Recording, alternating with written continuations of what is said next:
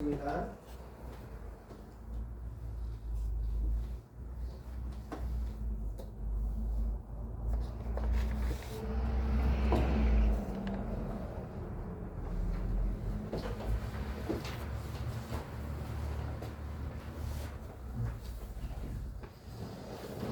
제1계명. 하나님은 제1계명에서 무엇을 요구하십니까?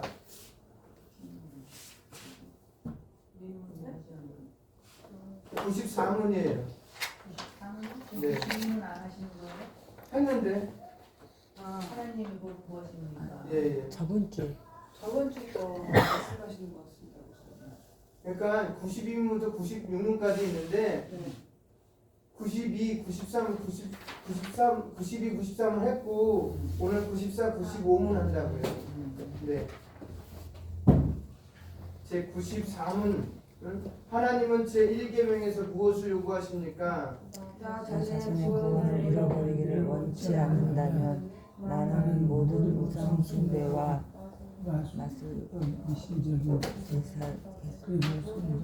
제사나 또 다른 피조물에게 기도하는 것을 피하고 버려야 합니다. 나는 유일하신 참 하나님만을 신실하게 인정하고 그분만을 신뢰하며 모든 선한 것을 얻기 위하여 겸손하고 인내하는 마음으로 그분만을 바라보며 나의 온 마음을 하나님을 사랑하고 경외하며 존중해야 합니다. 유학을 하면 무슨 일에든지 하나님의 뜻을 거스르는 일이라면 결단코 행하지 말아야 합니다. 없으세요? 프린트 안 뽑았어요. 그러면 앞뒤로 되어 있기 때문에 제 95문입니다. 무엇이 우상 숭배입니까? 우상 숭배란 말씀을 통하여 자신을 계시하신 유일하고 참되신 하나님 대신에 또 하나님과 동등하게 의지하기 위해 어떤 것을 만들거나 수여하는 것입니다.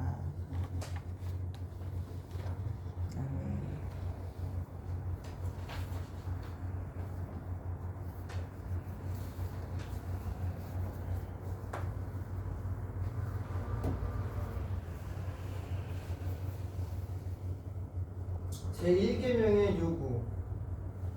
그럼 제1계명은 뭐예요? 너는 나 외에 다른 신이 아니에요. 복수입니다. 신들을 내게 있게 말지니라. 이게 출애굽기 20장 3절에 나온 말씀입니다. 하나님은 하나님의 출애굽시켜 자유인이 된 이스라엘 백성에게 주신 첫 계명입니다. 교리문답은 아주 구체적으로 제1계명을 이해하고 준수해야 할 것을 가르치고 있습니다. 이 계명은 구원에 있어서 가장 핵심 사항을 제시하고 있습니다. 그것은 창조주 하나님에 대한 올바른 인식으로부터 출발합니다.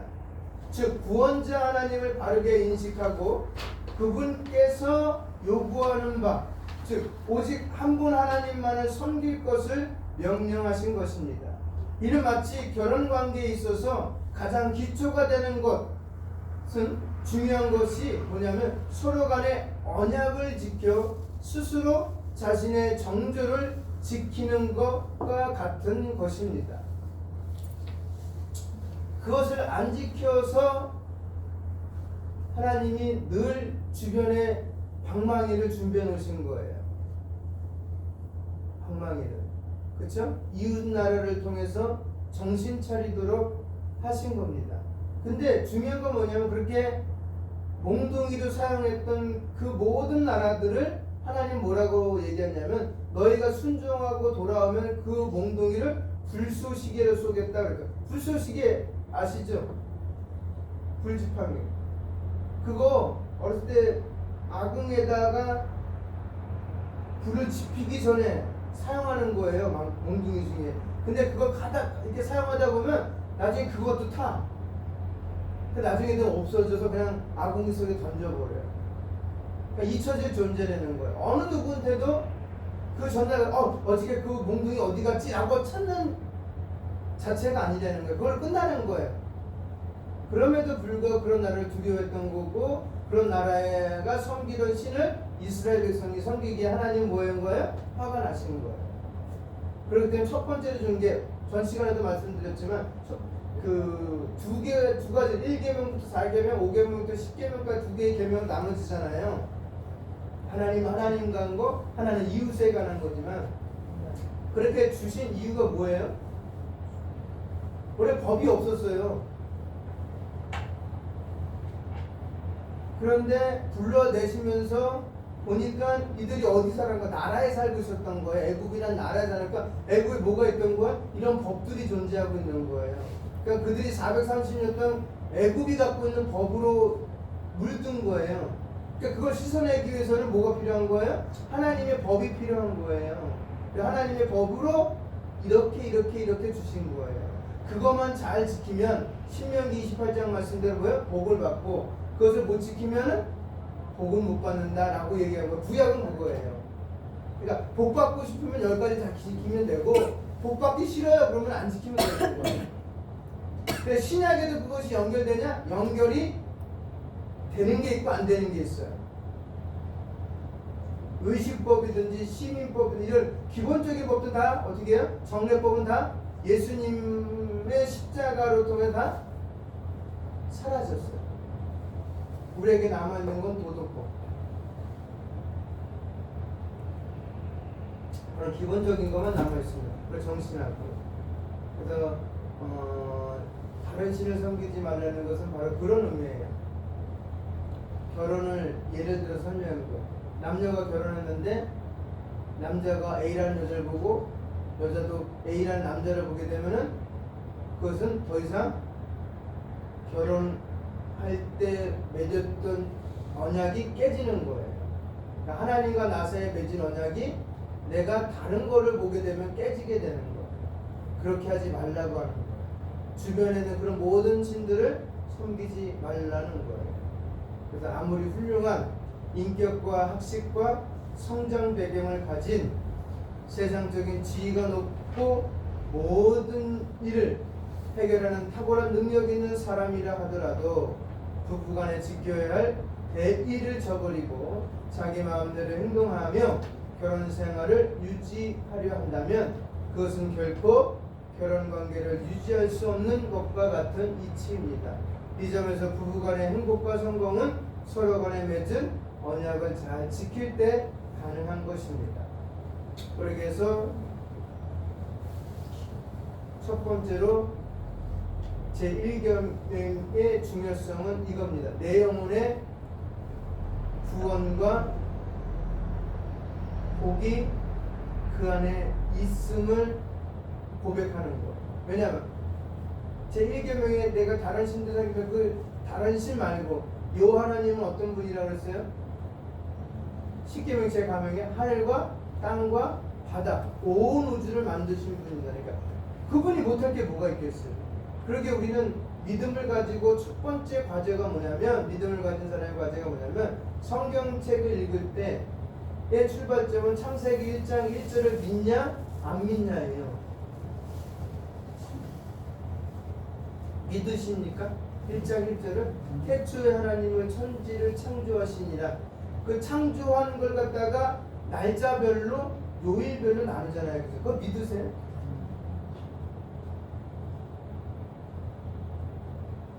근데 이제 근래에 들어와서 신신학자들이 하는 말은 그렇게 너희들이 믿건 안 믿건 간에 나는 믿는다는 거예요. 그것이 성경에 있기 때문에. 그렇게 되면 큰일 나는 거예요. 그렇게 말하면 맞는 것 같은데 틀려요. 그건. 믿건 안 믿건이 아니에요. 무조건 믿는 거예요. 그거는. 우리에게 있어서. 내가 하나님이 천지 창조 안 했어요 라고 말할지라도 그분은 이미 한 거예요. 나와 관계없이. 근데 우리는 자꾸만 우리의 생각으로 끄집어내서 하나님을 이해시키려고 하고 있으니까 그게 문제가 되는 거예요. 부탁드리기를 하나님이 주신 말씀에 대해서 연구할 수 있어요. 그래서 답을 찾아낼 수는 있어요. 근데 그걸 이성적으로 판단의 기준으로 삼지는 마시기 바랍니다. 성경은 이성을 논하기 전에 신앙을 논하라고 주신 책이에요. 그리고 성경은 하나님의 나라의 뭐예요? 백성들이 하나님의 백성답게 살아가기 위해서 주신 책이에요. 이 땅에서 살아가기 위해서 준 책이 아니라고요. 성공이 어쩌니 번역 그런 내용이 아니에요. 만약에 그렇게 따졌다면 베드로는 굉장히 불쌍한 사람이에요. 그렇죠? 베드로 부자였었어요. 여러분 아실 때 그 옛날에 배를 갖고 어선을 갖고 갈릴리 바다에서 고기를 잡을 때는 부자예요. 배 함부로 못 샀어요. 배 만들기도 힘들었지만. 근데 그가 그걸 놓고 어디 간 거예요? 뭘 따르는 거예요? 예수님 따랐잖아요. 맞습니다. 그때 당시에 어부들은 다 부자예요. 잡으면 바로 팔아야 돼. 왜? 안 팔면 다 상하기 때문에. 그리고 빨리 사 먹어야 돼. 상하기 때문에. 어디 놓을 냉장고가 없어요. 근데 그 모든 거를 내려놓고 따랐다는 거는 그가 뭐 부귀를 보고 명예를 보고 따랐어요? 아니에요. 딱 한 가지. 요한복음에서 그가 고백을 하잖아요. 주여 영생의 말씀이 여기 있습니다. 나의 구원이 어디 있다고요? 그 중요성을 알았기에 그는 그렇게 고백했던 거예요. 다른 사람도 다 떠나가는데 너는 나를 떠나가느냐? 그랬더니 아니요, 안 떠나가겠습니다.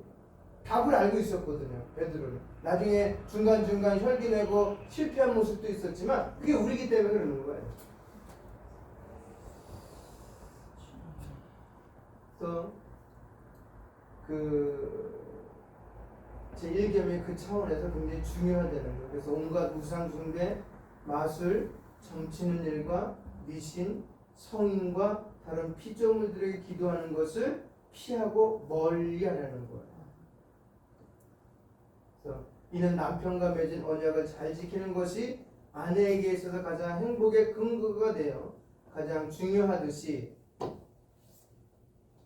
하나님께서 허락하신 93문이에요. 하나님께서 허락해 주신 구원이 죄 가운데 살아가는 죄인들에게 가장 기본적인 행복의 근거가 된다고 가르치는 것입니다. 이처럼 하나님의 백성이 된 사람들은 하나님께서 베풀어 주신 구원의 은혜를 생각하면서 하나님께 드리는 감사와 사랑의 표현으로 이렇게 말합니다. 다른 신을 섬기지 않고 오직 하나님만 섬기고 사랑하겠습니다 라는 고백이 첫 번째에서 나와야 돼요. 그래서 이게 십계명의 가장 근본이 되는 원리예요. 이스라엘 백성들이 출애굽 전에 보았던 신들이 얼마나 많아요. 이스라엘 그죠? 그 대표적으로 10가지 재앙만 얘기했지 그 외에 신들이 얼마나 많겠어요. 일본에도 무수히 많은 신이 있고 인도에도 무수히 많은 신들이 있는데 그게 뭐 거절로 생겼겠어요? 이미 과거로부터 넘치고 넘쳐서 흘러 넘친 거지. 그냥 대표적으로 그 이스라엘 출애굽의 10가지의 그 재앙이 10가지의 신에 대한 그들이 특별히 잘 섬기고 있던 신에 대한 뭐예요? 재앙이에요. 너희들 섬겨봐라. 아무리 잘 섬겨봐라. 그들에게 나을 곳이 있는지 없는지. 그렇죠. 그 권력의 집단이 궁궐에다 일어난 사건이잖아요. 거기 들어가고 싶어서 무수히 많은 사람들이 안달하는 그 장소가 어떻게 해요? 피폐한 장소가 됐잖아요. 나중엔 자기가 가장 사랑하는 아들, 임금의 아들로부터 시작해서 백성의 아들까지 전부 다 나중에 짐승의 새끼까지 전부 다 어떻게 하나님이 파멸시켜버리잖아요. 그러면서 진정한 신은 누구라고요? 여호와 하나님이라는 것을 말씀해 주시잖아요. 그래서 우리 출애굽 전에 제가 먼저 나는 너를 애굽 땅 종되었던 곳을 인도해낸 내 하나님 여호와니라. 그게 첫 번째 문장이에요. 사실요. 하나님은 어떤 존재인지 너에게 있어서 어떤 분인지 각성하라는 거야. 너를 어디서 애굽에서 종되었던 애굽에서 건져낸 분이다. 애굽에 살고 있는 그 사람은 아직도 뭐예요? 10가지 신에게 종속되어서 살아가고 있지만은 그것을 건져내고 뭐예요? 너희를 건져낸 분은 나다 라는 얘기예요. 그게 굉장히 핵심적인 부분이라는 거지. 첫 번째가 그러기 때문에 나 외에는 다른 신 섬기지 마. 근데 가나안 땅 들어서 섬겼어요? 안 섬겼어요? 섬겼어요. 우리는 안 섬기겠다고 분명히 대답을 했어요. 여호와 하나님만 믿겠습니다라고 말했지만 현실에서는 뭐예요? 피, 개, 이, 파 덕도, 음의 흑장 이런 한 가지 신들이 나에게 필요한 거예요. 중간마다. 왜? 그 일이 지금 당장 급하니까. 근데 하나님은 전체적으로 우리 우치무라간주 일본의 무교회주의자 사실 우리는 받아들이면 안 되는 건데 일본에서는 굉장히 존경받는 분이에요. 그분이 예수 믿기 전에 어느 동네를 가려면 항상 그 동네에 신전에 모시는 곳에 가서 항상 빌었어요. 도착하면 여기서 나를 지켜주세요. 또 동네들은 주지. 근데 선교사를 통해서 하나님은 가는 데마다 빌 필요가 없다는 거지. 한 번에 끝난다는 거지. 한 번에. 온 우주를 다스리는 그분이 일본도 다 다스리고 계시다는 거지. 그럼 그 안에 누가 포함되는 거예요? 나도 포함되어 있다는 거지. 그러니까 더 이상 기도할 필요 없다는 거지. 미신한테. 그래서 핵심 원리를 받아들이시기 주님의 이름으로 바랍니다. 그런데 우리 죄인들은 여전히 하나님만을 섬기지 못하고 있음도 사실입니다. 이에 제1계명은 이 점을 지적하며 오직 하나님만 섬길 것을 요구하고 계십니다. 제1계명이요. 우상 숭배를 금하고 있습니다. 그렇죠? 그렇죠? 우상 숭배란 피조물을 조물주보다 더 섬기는 거예요. 이게 어디서 나오냐? 로마서 1장에 나옵니다. 타락한 이후에 타락 이전엔 누가 우리의 머리였었어요? 창조주 하나님. 그래서 창조주 하나님 아담아 하면 네 하고 달려간 거예요. 근데 타락한 이후에는요. 바뀌었어요. 우리 창조주를 대신하고 있어요. 그 1장 25절에 나옵니다. 그래서 하나님이 창조하신 모든 만물 속에 당신의 존재를 분명하게 나타내셨는데 사람들은 그 하나님의 존재를 제대로 알지 못하고 오히려 그 피조물 자체에 무슨 신령한 것이 있다고 착각하고 그 피조물을 하나님으로 대치하여 섬기는 일, 즉 그것이 우상 숭배예요. 근데 저는 많이 봤어요. 시골에서 학교 다닐 때 많이 봤어요. 저는 지금의 아이들이 도로를 따라서 학교를 갔지만 옛날에는 길을 나오다가 갑자기 산으로 꺼버려요. 그래서 산길을 건너서 학교를 갔으니까. 그럼 산길을 가다 보면 꼭 뭐가 있냐면 성왕당이 있어요. 막 이렇게 노란색, 파란색, 빨간색, 흰색 저는 이렇게 두르고 밑에 돌도 어마어마하게 쌓아놓고 평지가 있어요. 이렇게 제단 같은데 거기에 보면 꼭 항상 사과가 있고 약과가 있고 이렇게 동그란 사탕인데 막 흰색도 있고 이렇게 동그란 거예요. 큰 거. 그 떡도 있고 밥도 있고 어떨 땐 돈도 있고 전 지나가면 그냥 다 먹는 거예요. 그 음식이 제 거예요. 다른 친구들은 못 먹어. 그거 만지면 큰일 난다고 외우니까. 근데 나는 배고프거든. 간식이죠 뭐. 아침에 갔는데 없는데 오후에 올 때 있어. 그럼 분명히 내가 학교 간 다음이나 그 전에 갖다 놓은 거잖아요. 그럼 좀 맛있게 먹고. 그리고 제가 수양관 횡성에서 수양관 목회할 때는 이렇게 가다 보면은 산당이 있었어요. 이렇게 저희 동네 그 수양관에서 마석으로 넘어가다 보면 고개를 넣는데 산당이 있더라고요. 가서 제가 봤어요. 뭐가 있나 이렇게 봤더니 별거 없더라고요. 그들 드리는데 필요한 가재도구 조금 있고 그래서 저는 그냥 하나님 횡성을 사랑하여 주십시오. 마석을 사랑하여 주십시오 하면서 다 부셔버렸어요. 그런데 기도했어요. 그제서 하나님 제발 예수 믿는 사람들이 많아질 수 있는 동네가 되게 해달라고 기도했어요. 그리고 삼각산에서 기도할 때도 마찬가지로 이렇게 거기는 삼각산에 뭐가 많냐면 무당들이 많이 와요. 그럼 그렇게 모셔놔요. 이렇게 굴에다 조금만 콩콩 다 때려 부시고 그냥 지나가면서 툭툭 쳐버리고 그럽니다. 근데 그런 것도 우상이지만 지금의 우상은 더 무서운 게 많아요. 사실 우리 눈에 보이지 않지만 수많은 우상들이 우리 주변에 널려져 있어요. 그거에 대해서는 철저하게 뭐 하라고요? 두 주인을 섬기지 말라는 거예요. 근데 가장 큰 신이 뭔지 아세요? 물질이에요. 가장 우리에게 필요한 거잖아요. 실생활 속에. 근데 그거를 누구에게 넘기라고요? 여호와 하나님. 그럼 책임져 주시지.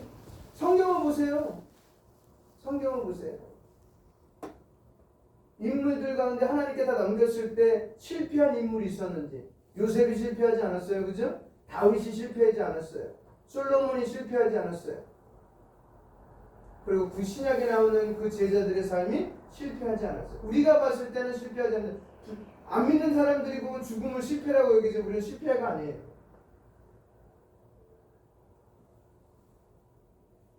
그래서 사도 바울은 우상 숭배에 대해서 이렇게 정의합니다.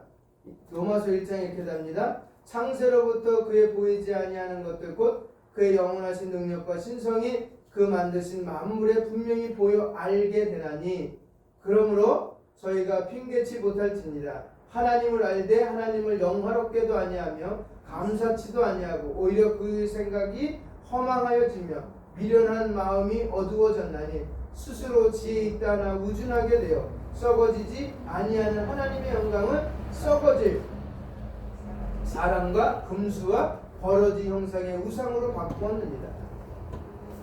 이게 바로 창조주 자리에 창조물을 올려놓은 거예요. 그리고 창조주는 어디가 있는지 아세요 지금? 우리 발 아래에 있어. 우리가 말하면 다 들어줘야 돼. 그리고 하나님께 협박해. 안 해주면 난리 나는 것처럼. 그리고 타협을 해 하나님하고. 하나님 이렇게 하면 내가 이렇게 하겠습니다.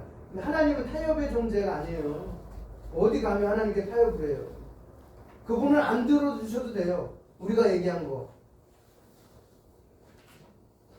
이처럼 우상숭배는 하나님의 진리를 거짓 것으로 바꾸어 피조물을 조물주보다 더 경배하고 섬기는 것으로 교리문답은 말합니다.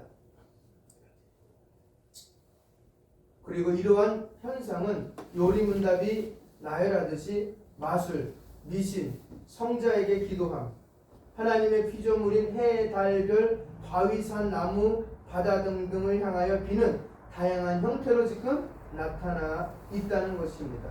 이런 형태의 타락상은 일련 종교적 의식으로 포장되어 참된 창조주 하나님을 온전히 섬기지 못할 때 나타나는 타락의 모습입니다. 이런 인간들에게 창조주 하나님은 당연히 심판하실 수밖에 없으셔서 로마서 1장 24절과 25절 이렇게 되어 있습니다. 저희 마음의 정욕대로 더러움에 내버려 두사 저희 몸을 서로 욕되게 하셨다라는 것입니다. 이 같은 우상 숭배는 하나님의 형상을 잃어버린 인간들 속에서 역사하는 악한 영의 뭐예요? 선동의 결과로 피조물이 하나님의 형상을 버리고 헛된 형상으로 만들어 섬기는 겁니다. 그러기에 참으로 하나님만을 섬긴다는 것은 피조물이 그 주인 되시는 창조주를 바르게 아는 겁니다. 문제는 죄로 인하여 타락한 자들이 파괴된 하나님의 형상을 어떻게 예수 그리스도의 구속으로 창조주 하나님의 형상을 다시금 회복하는가는 것입니다. 여러분, 지금 총신대 구약학 교수 중에 박재현 교수라고 있어요. 젊은 사람인데 이제 미국에서 공부할 때 친구는 이제 MIT인가 옥스퍼드에서 공대 쪽에서 공부하고 있는데 전도를 했대요. 야, 교회 다니잖아. 그랬더니 그 친구가, 그러니까 이 박 교수님의 친구가 하는 말이 그래 가자 해서 갔대요. 그래서 성경책을 읽으라고 그랬대요. 설교를 들으라고 그랬대. 근데 자기는 성경책을 읽어도 도대체 믿어지지가 않는데 설교를 들어도 도대체 이해가 안 됐대. 그러면 누가 믿게 해줘야 되는 거예요? 하나님. 내가 뭔가 많이 배웠다고 해서 예수 잘 믿는 거 아니에요. 그러니까 여러분 여기 나와 있는 것 자체가 은혜예요. 누군가가 나와서 이거 없어요. 콧기에도 안 나올 사람은 안 나와요. 믿기 싫으면 어떤 수단과 방법을 안 가리고 마귀는 교회 못 가게 해요.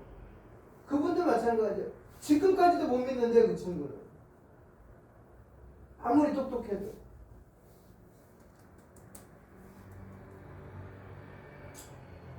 그래서 하나님을 섬긴다는 것은 피조물이 그 주인 되시는 창조주를 바르게 아는 거에서부터 출발을 해야 돼요. 그 요한 칼빈이 썼잖아요. 기독교경 1권에서 하나님을 아는 지식. 그 하나님을 아는 지식의 출발점은 뭐예요? 내가 죄인인 것을 고백하는 데부터 출발하는 거야. 그러니까 내가 죄인이니까 기독교 강요에 쓴 칼빈이 말했을 때 뭐예요? 튤립을 얘기하는 거예요. 튤립은 뭐예요? 전적 타락이 첫 번째예요. 그것이 출발점이에요. 내가 전적으로 타락했을 때 내 스스로는 하나님을 알 수 있다 없다. 그의 은총을 받을 수 있다 없다. 없다는 거야. 근데 그 주신 불가항적인 은총을 나는 받아들일 수밖에 없는 거야. 그냥 주시는 거기 때문에. 그거를 에베소서 말씀이 뭐라고 해야 된다? 선물이라고 하는 거예요. 우리는요 전적으로 타락했기 때문에 나의 의지는 0.00도 안 들어가요. 만약 거기에 내 의지가 들어가면 알미니안주의, 그리고 로마 교주의가 되는 거예요. 우리 어떤 선행과 어떤 의지도 들어가지 않아요. 그분이 선택해 주지 않으면. 그래서 예수 믿는다는 게 그것처럼 가장 큰 복이 없어요. 여러 가지 이유를 대고 여러 가지 싸우고 여러 가지 불평불만이 있어도 내 예배당에 앉아 있고 싸워도 그것도 감사해요, 사실.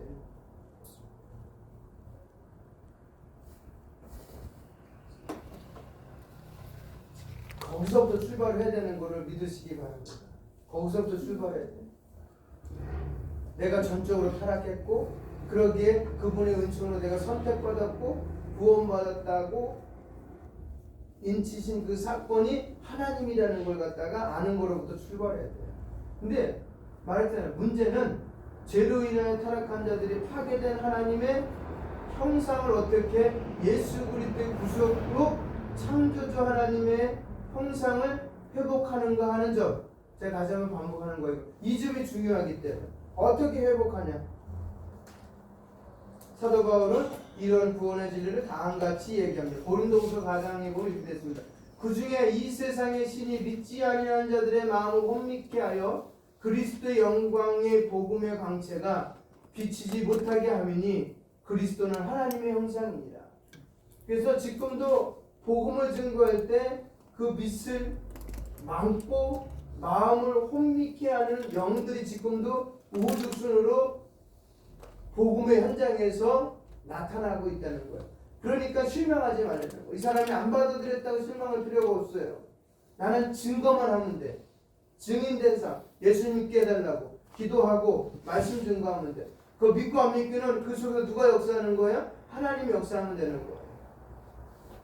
근데 우리는 꼭 그 사람 데리고 나오려고 해야 돼. 안 나와도 돼요. 여러분만 잘 나오면 돼요.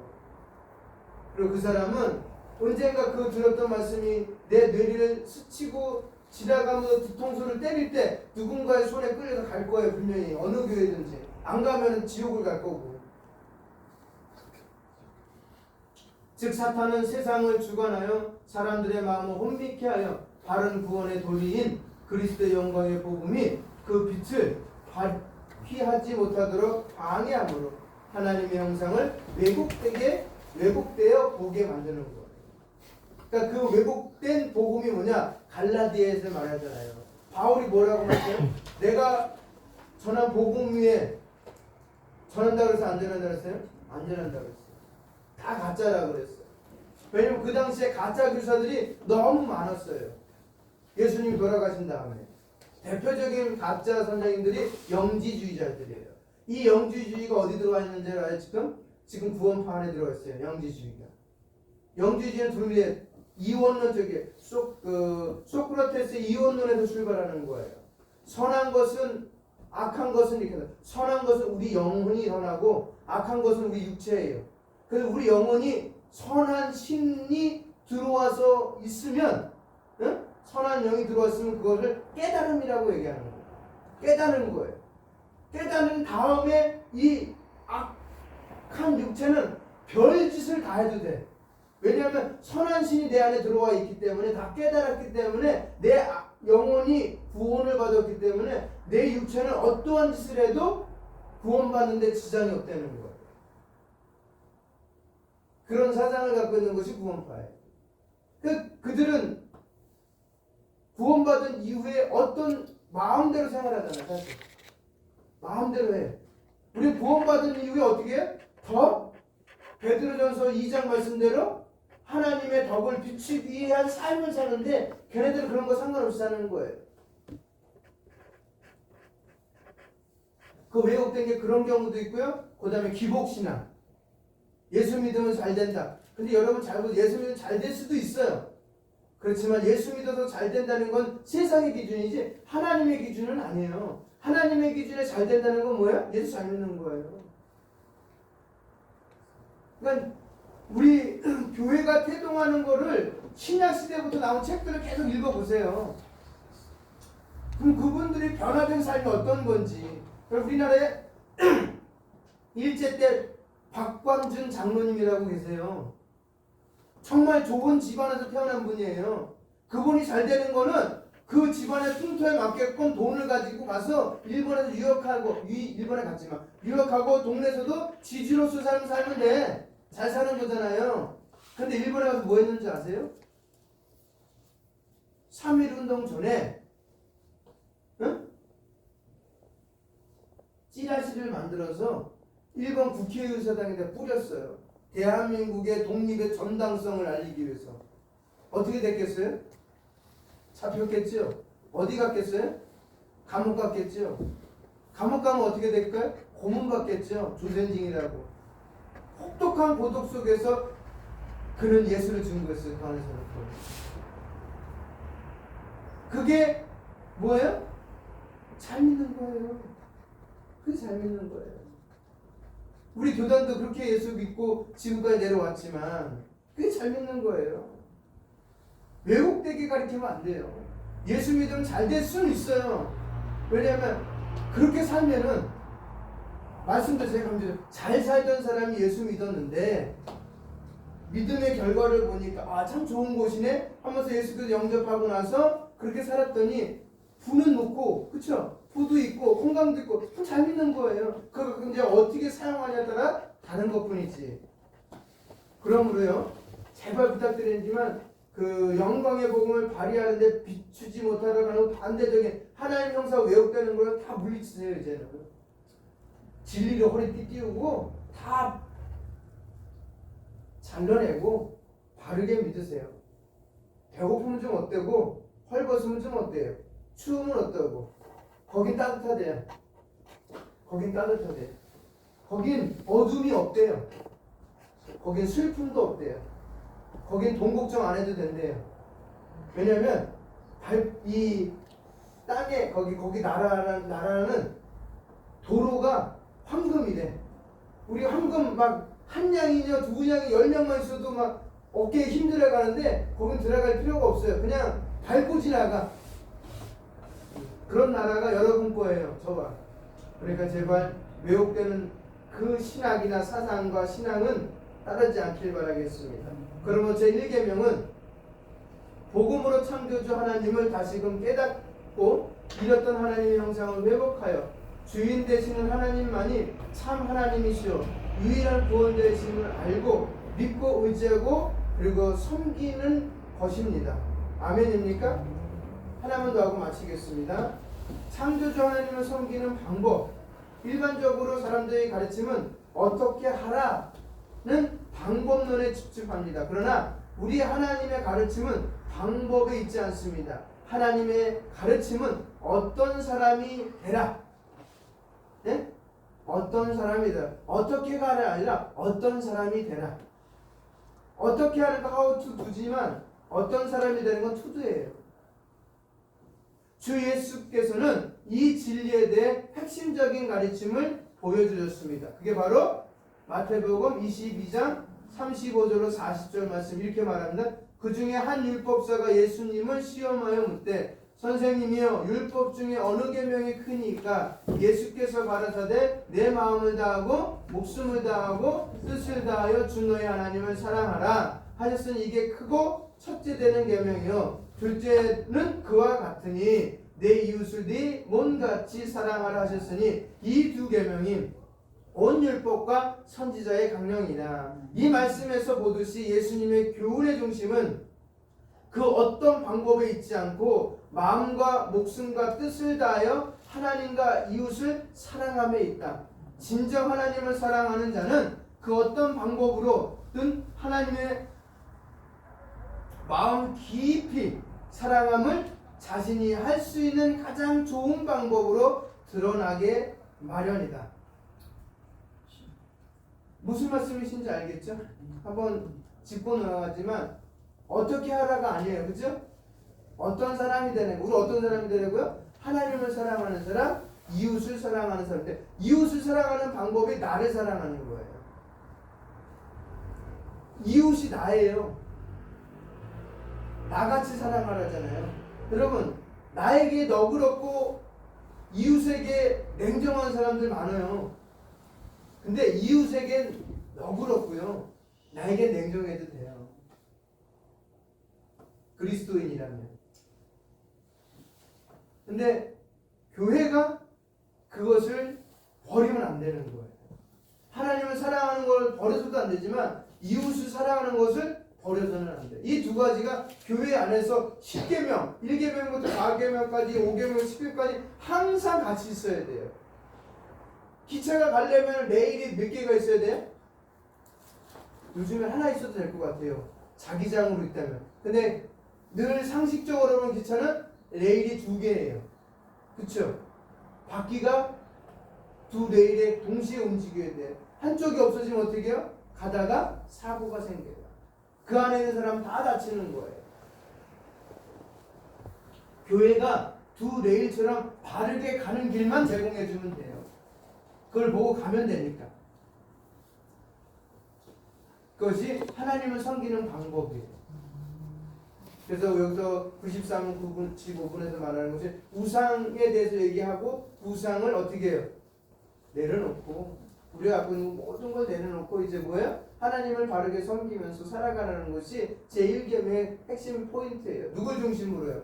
창조주 대신 거룩하신 하나님. 뭐 정확하게 말하면 삼위 하나님이겠죠. 삼위 하나님을 바르게 섬기는 것이 우리에게 있어서 다르다는 거예요. 결론을 맺도록 하겠습니다. 현대인들의 우상은 바로 재물이며 세상 쾌락입니다. 그러므로 사도 요한은 오늘 그리스도인들에게 이렇게 경고합니다. 요한일서에서 자녀들아 너희 자신을 지켜 우상에서 멀리하라. 과연 우리는 어떻게 우상을 멀리할 수 있을까? 먼저 우리 자신이 살아계신 하나님의 예배당으로서의 합당한 상태가 되어야 하고 그 이유는 우리의 심령 속에 거하신 하나님께서 거주하시고 통치하시기 때문에. 그리고 사도 바울의 경고와 권면을 들어보면 고린도서 이렇게 말합니다. 하나님의 성전과 우상이 어찌 일치되리요? 우리는 살아계신 하나님의 성전이라 이와 같이 하나님께서 가라사대 내가 저희 가운데 거하며 두루 행하여 나는 너희 하나님이 되고 저희는 나의 백성이 되리라가 하셨습니다. 그런즉 우리가 예수 그리스도를 온전히 고백하는 믿음은 곧 하나님께 대한 온전한 고백이기에 하나님께서는 그런 바른 고백을 하는 자들 가운데 거하시며 영광을 받으십니다. 아멘입니까? 이 두 가지 하나는 뭐예요? 우상을 멀리하고 바른 신앙 고백이 있어야 됩니다. 어디 안에서요? 창조주 안에서. 그거 여러분에게 있죠? 있으세요? 있다면 바르게 믿는 거예요. 없다면 깊이 찾아봐. 우물 한번 파보세요. 깊이 파보세요. 그러면 하나님 뭔가 주실 거예요. 근데 제가 이거 말 잘못하면 안 되니까. 파도 안 주실 수 있으니까. 기다리라고 말씀하고 계실 수 있으니까. 그래서 오늘은 제1계명과 우상 숭배에 대해서 같이 말씀을 나눴습니다. 기억하시고 5회 드리는 하이델베르크 신앙고백서도 52주까지 1년 거예요. 전부 다. 신앙고백서는 다 1년으로 되어 있어요. 거기서 조금 늘리든지 줄이든지 그거는 성경 공부하는 자의 가르침에 따라 다릅니다. 해주시면 고맙겠습니다. 그 다음에 우리가 읽는 성경 읽기 표 보고하는 거 잘 보시고요. 그 다음 중보기도 내용 꼭 주인 갖고 가셔서 그거는 꼭 그렇게 교회 집에서 읽을 때 생각날 때마다 해주시고요. 그 다음에 꼭 말씀드릴게요. 예설이 3살짜리 여기다 호수 뚫고 있어갖고 우리 교회 교인이 아니에요? 그 사람 교회도 안 다녀요? 근데 제가 돌보면서 아는 아이인데 여기 호수 뚫고 있어갖고 애가 너무 측은하게 보이더라고요. 그래서 기도하고 있는 거 하나님 빨리 빼서 건강한 모습으로 엄마 아빠에게 기쁨이 되게 해달라고. 그리고 우리 교회 나오면 좋겠지만 근처 교회에 나가서 신앙생활 할 수 있는 멋있는 가정이 되게 해달라고 기도하고 있습니다. 그러니까 여러분도 같이 동참해 주시면 고맙겠습니다. 주기도문하고 마치도록 하겠습니다.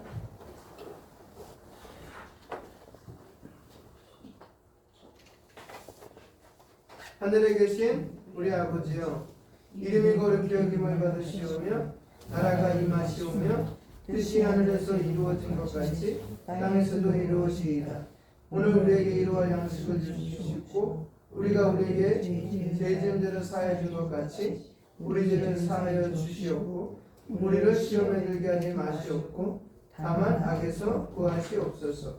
나라와 권세와 영광의 아버지께 영원히 쌓아나이다. 아멘.